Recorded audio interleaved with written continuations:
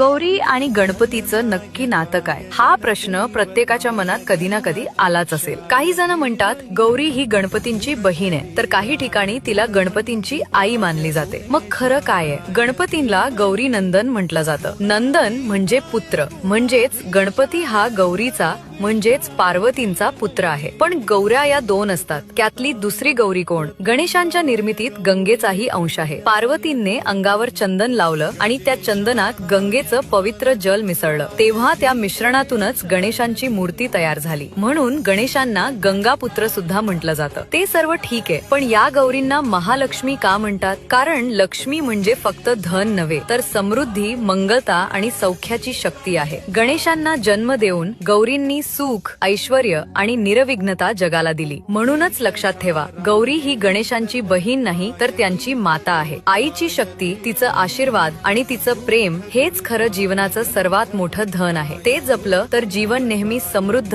आणि मंगलमय राहते. गौरी आणि गणपतीचं नक्की नातं काय?